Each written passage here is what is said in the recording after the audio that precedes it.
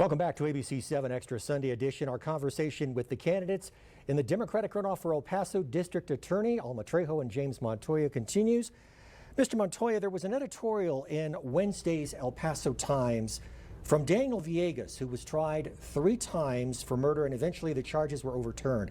You were on the prosecution team for that 3rd trial in 2018, and in the editorial, Mr. Villegas is accusing you of trying to keep him in prison for a crime he says he did not commit.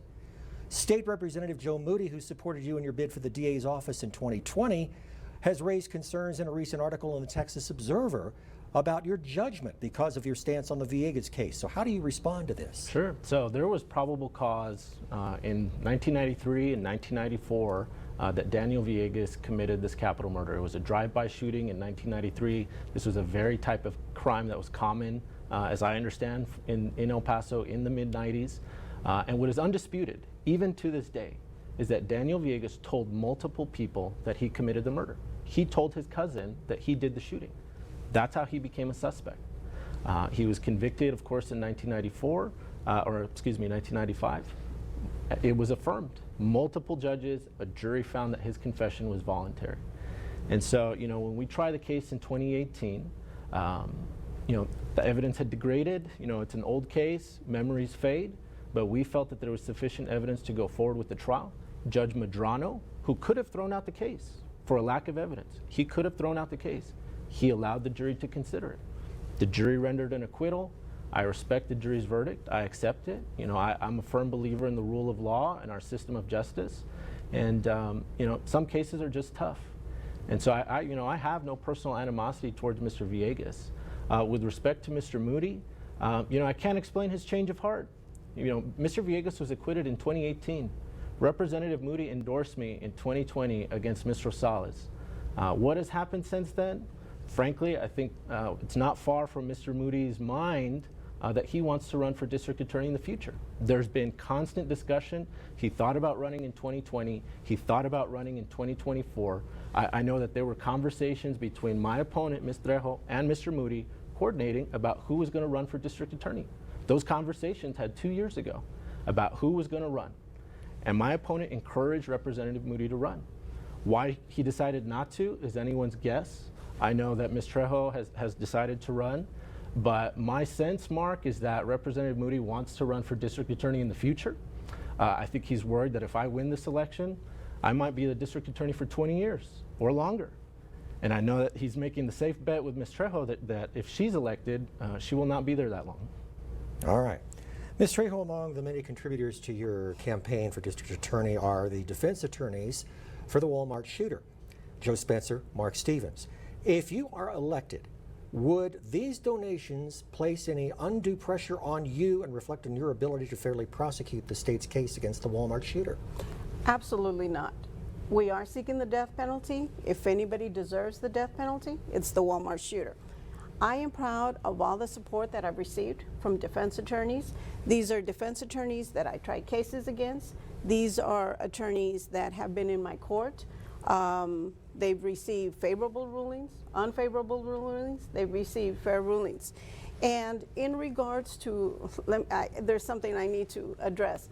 I can assure you that I am very proud of the fact that Representative Moody, who is the chair of the Criminal Jurisprudence Committee, is supporting me.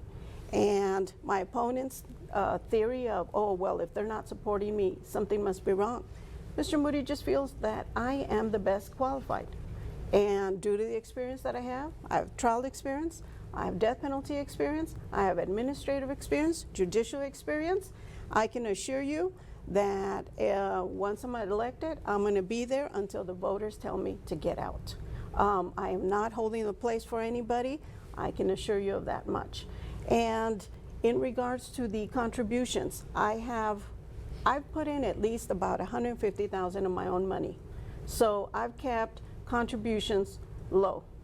Unlike my opponent, who $26,000, $10,000, and that's never been brought up.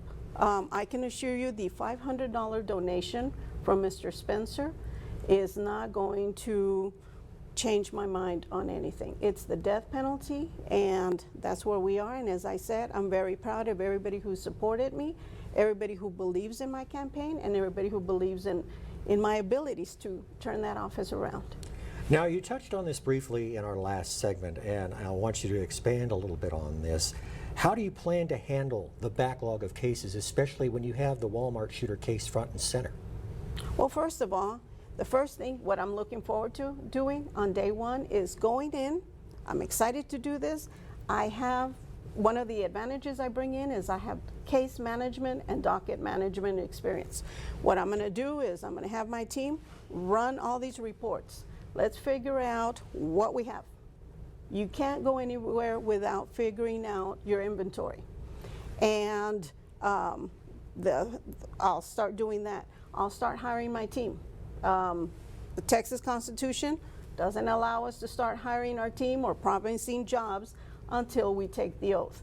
So when I go in, that's when I'm going to start hiring the team. And that team and I personally, will be on the front lines, and we'll start distributing these cases, especially the murder cases. Murder cases are going to be distributed to everybody. That way they can get them ready. That opportunity is not just going to fall on the person in the court. That's how we're going to address it. The murders and capital murders and the Walmart case are going to take priority on day one. I'm personally going to handle the Walmart case myself also. So I'm going to go in and basically just start trying these cases and start getting them ready. Mr. Montoya, same question. Sure. So, Mark, and this ties in kind of to the question you asked earlier. I didn't get an opportunity to answer, but and I think it's very important for the voters to know that the funds that are being used to prosecute the Walmart case are not coming from the El Paso County budget. The office has been given a grant by the state of Texas. It's a statewide fund that is used to finance or to fund capital murder prosecutions throughout the state. That is where the bulk, the entirety of the Walmart case is being prosecuted. There's several prosecutors working under that grant and secretarial and legal staff working through that grant. So these are individuals who are hired from a grant from the state of Texas solely to work on the Walmart case. So in terms of, is it affecting the normal budget that the DA's office is given by Commissioner's Court? It does not. And so, to address specifically how we're going to address the backlog, we just got to get bad cases out. And I'll tell you, the backlog is caused by the staffing shortage. There aren't enough lawyers to work on all the cases. That's where the backlog started. It started in 2021 when Ms. Rosales came into office and fired the career staff and the career prosecutors who had been working there under Jaime Esparza. That's where it started. And to this day, she fired people without even having anyone lined up to replace them. And to this day, 4 years later, they're still having staffing shortages. Normally, Commissioner's Court has about 90 assistant prosecutors budgeted for the office. Right now, there are less than 70 prosecutors in the DA's office, between 60 and 70. I mean, there's more than 20 vacancies in the office. There's not enough lawyers to work on all the cases. So if you're a victim of a crime, if you're accused of a crime, there is no guarantee that anybody's even looking at your case. I am hearing from voters, from victims out in the street, that they come to court, they meet with one prosecutor, 3 months later, they're meeting with someone else. 3 months after that, they're meeting with somebody else.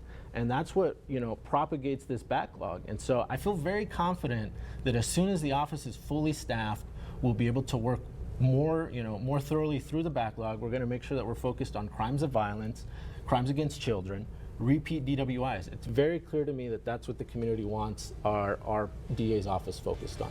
All right. And we'll continue our conversation with the candidates in the runoff for El Paso District Attorney, Alma Trejo and James Montoya, when we come back.